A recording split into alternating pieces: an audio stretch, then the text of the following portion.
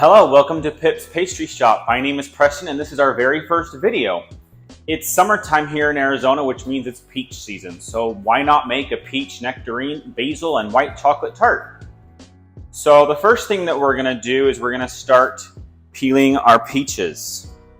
Now, if you don't have one already, I highly suggest getting a serrated peeler. It will save you a lot of time. You won't have to blanch your peaches or your nectarines. All you have to do is peel, and it doesn't even get into the flesh. So let's begin.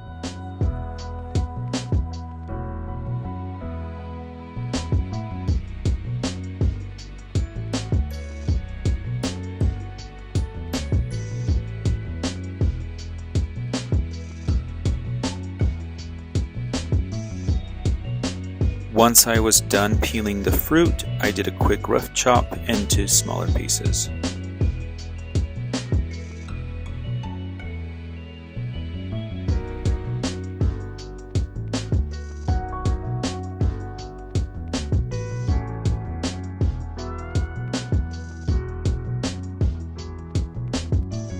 I reserved some of the fruit pieces for the compote that we'll make later on, but the rest I just put into my food processor and blended it until it was smooth and passed it through a sieve just to take out any extra lumps I might have.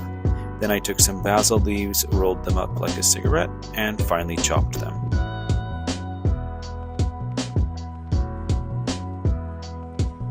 For the compote filling, I then took the diced peaches and nectarines into a saucepan along with brown sugar, lemon juice, a little bit of the puree, and a dash of vanilla bean paste.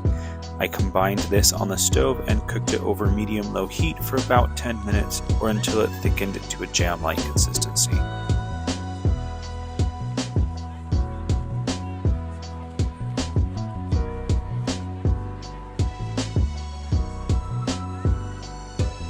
Next, I melted white chocolate for the white chocolate mousse, and just a quick tip, when melting white chocolate, make sure to do it over a bain-marie or double boiler. You'll want to make sure the water is just simmering underneath. You don't want it to boil as white chocolate melts relatively quickly over a low heat. If the water is boiling, you can burn the white chocolate, which we want to avoid.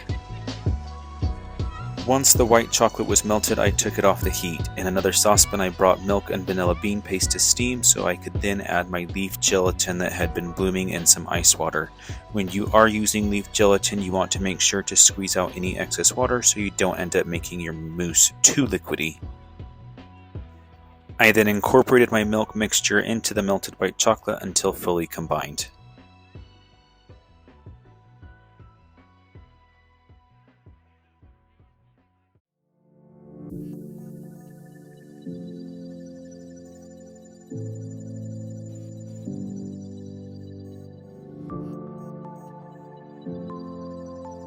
He's mixing for a very, very long time.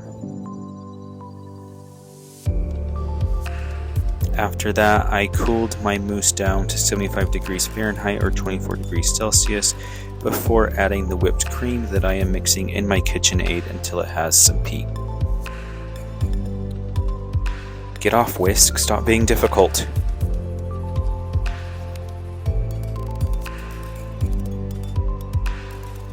Once my cream was whipped, I then tempered the mousse with a little bit of cream before folding in the rest until there were no streaks left or until it was completely homogeneous.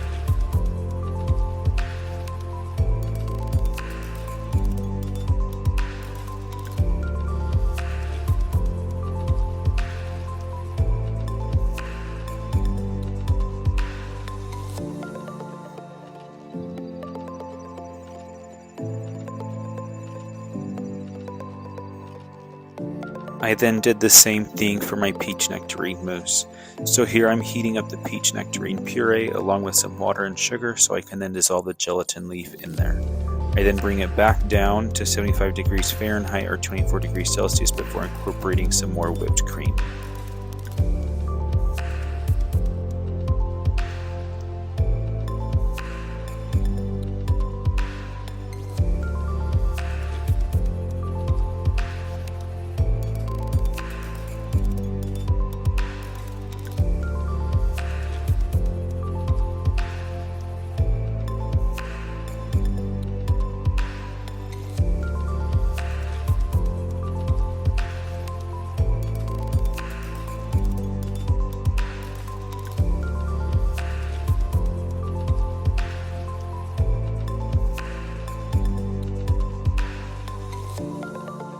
Because the whipped cream dilutes the color of the mousse, I wanted to add some orange food coloring so I could have some contrast when it came time to filling my mousse mold, which I will show here in just a second. I added the coloring by eye until I was happy with it.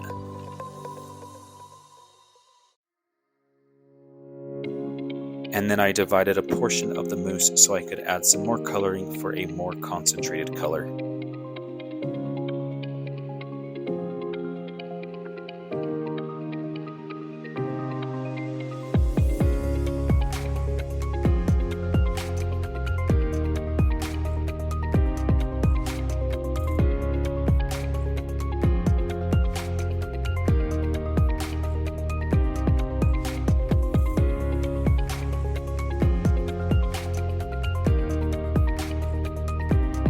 So for this tart, I am using the Silikomart Kit Tart Liberty. And while this video is not sponsored by Silikomart, I still really like their equipment. This particular kit has a tart square, which is that black one here that I'm showing, and then the gray one is the mousse mold, and it has different cavities that you can fill, which is why I have the 3 different colors of mousse, so that I can get a really cool random gradient effect. Here I'm piping in my darker orange colored mousse. I didn't plan out beforehand where I was putting each of the mousses, I'm just kind of eyeballing it.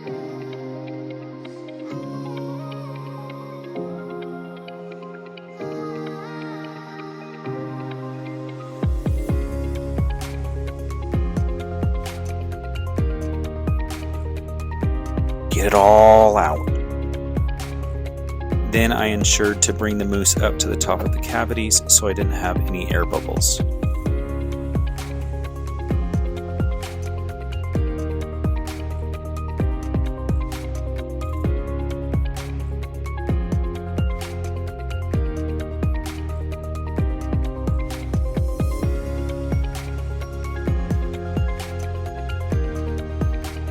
Afterwards, I then piped the lighter colored mousse into other cavities.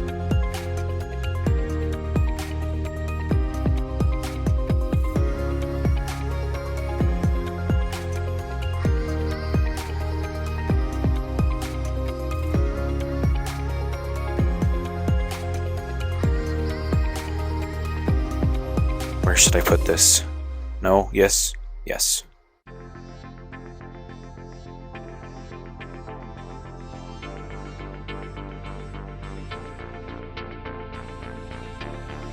Once I had the peach nectarine mousse into the desired cavities, I then cleaned all the divider lines really well so I didn't have any color on those, and so my finished mousse would have really crisp lines.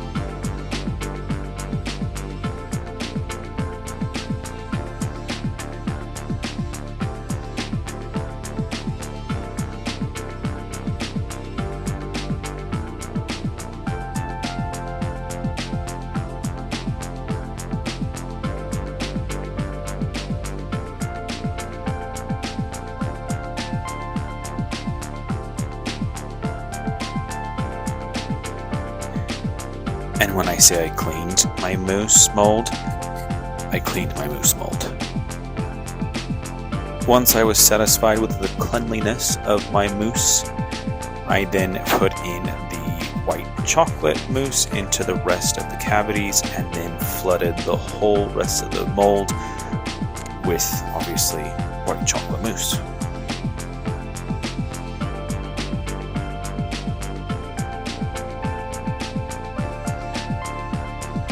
After filling the mold with the rest of my white chocolate mousse, I just spread it until it was smooth and stuck it in the freezer for about 6 hours, but it's best to freeze it overnight.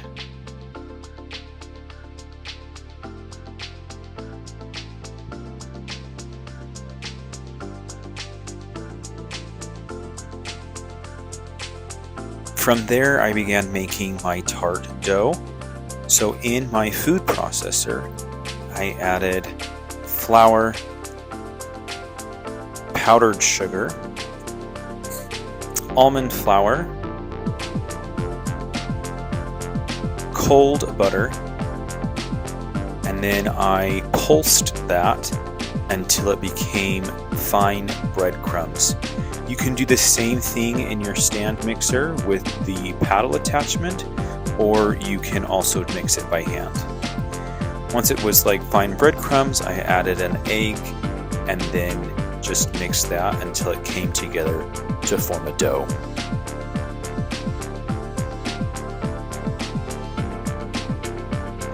I then poured the dough out onto my bench and just lightly kneaded it to make sure that the butter was fully incorporated throughout the whole of the dough.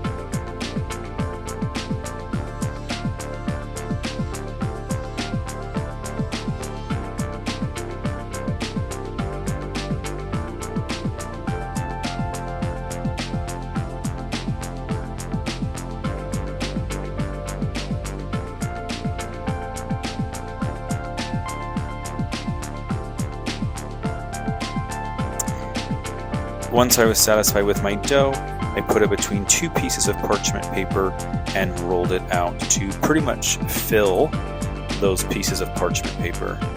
I rolled it, spinning it quarter turns just so I could have it a little bit more even of a rectangular shape. And I should note, I rolled this out to be about 3 millimeters thick.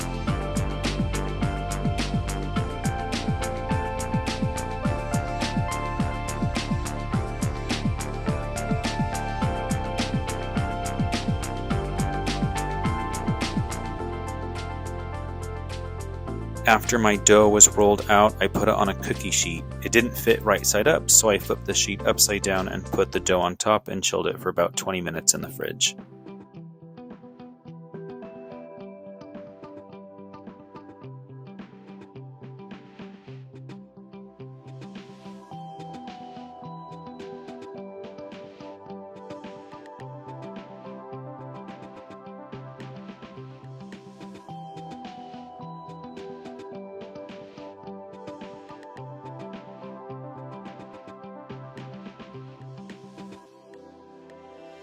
I cut the corners this way so that when I stuck my dough inside, it would be easier for it to fit and come to tight 90-degree corners everywhere.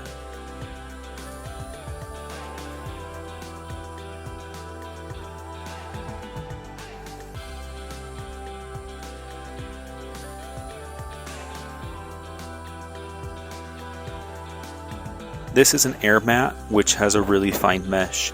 This enables me to bake my tart without docking the dough or blind baking. I'll put the link for this in the description box below. I then lined my tart ring with the dough.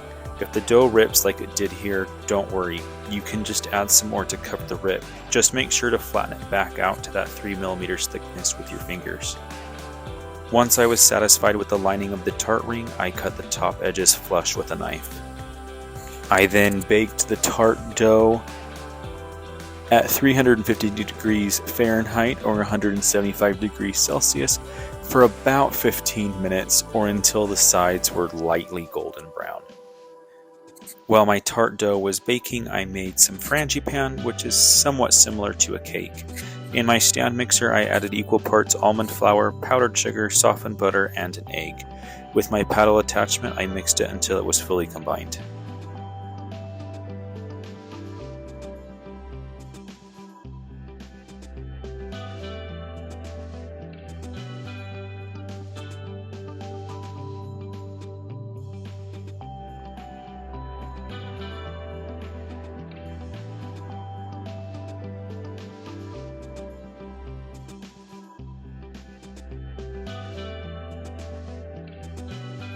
Once the tart shell was baked, I then took my frangipane, put it into a piping bag, and immediately piped in the frangipane. I baked it again at 350 degrees Fahrenheit or 175 degrees Celsius for an additional 15 minutes, or until the frangipane was slightly caramelized on top and my tart shell was golden brown. Once the frangipane and the tart were cool, I then took out that peach nectarine basil compote and spread it on top until it was smooth.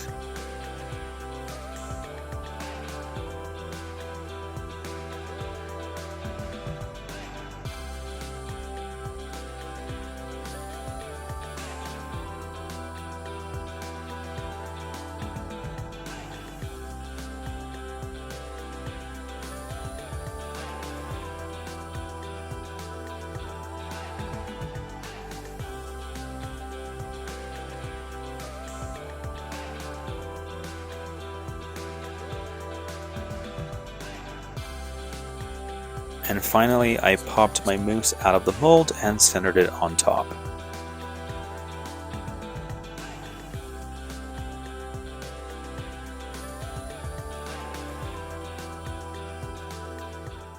And there you have it, a delicious peach basil tart that will leave your friends and family wanting more.